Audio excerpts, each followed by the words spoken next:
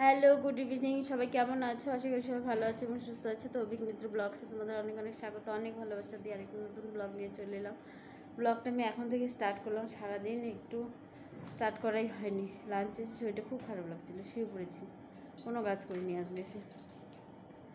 তো চলে এলাম ডিউটি থেকে, চা করছি। চোখ মুখের অবস্থা দেখতে পাচ্ছি খুবই খারাপ।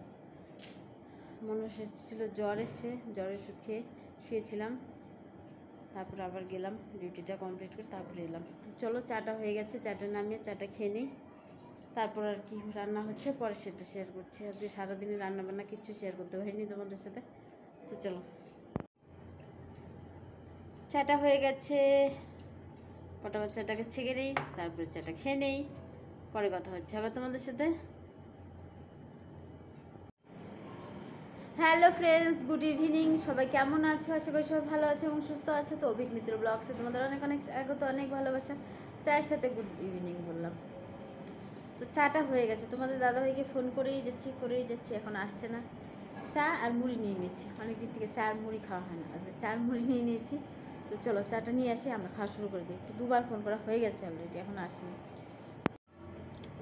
চাটা হয়ে গেছে, তো চলো চাটাকে এখন ছেঁকে নিই, আর একবার ফোন করব। কোনো দিন চাটা একসাথে বসে খেতে পারি না। চাটা খাওয়ার সময় হয় ফোন আসবে, নয়তো বেরিয়ে যাবে, নয়তো আসবেই না, আমাদের খাওয়া হয়ে যাবে, এরকম হয় আর কি।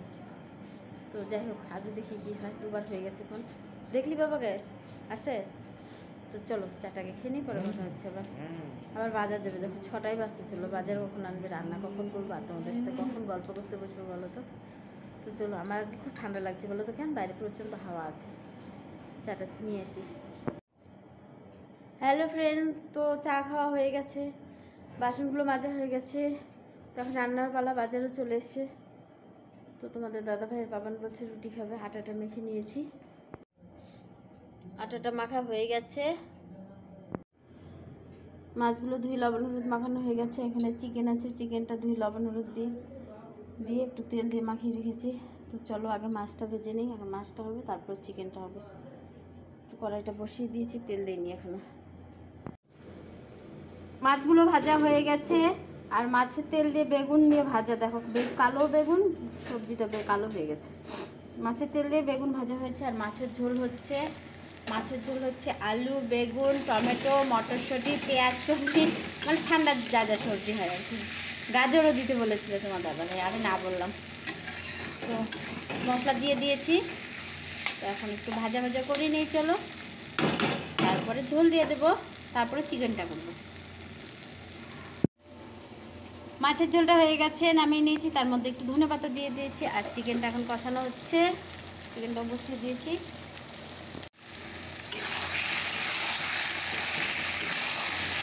চিকেনটা হয়ে গেলে রুটিগুলো করবো, রুটি করলেই হয়ে গেলো রান্না।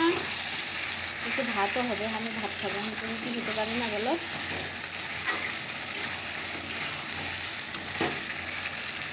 চিকেনটা আস্তে আস্তে বানিয়ে নিই। রুটিগুলো ভাজা হয়ে গেল, রুটিগুলো কমপ্লিট হয়ে গেল ভাজা।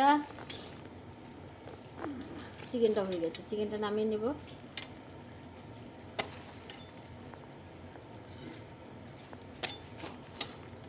তো চলো এবার হিটারটাকে বন্ধ করে দিই, পড়েই গেল। চিকেনটা হয়ে গেছে, চলো নামিয়ে নিই। আর ভাতটা হচ্ছে, চলো নামিয়ে নিই। ভাতটা হওয়ার মধ্যে,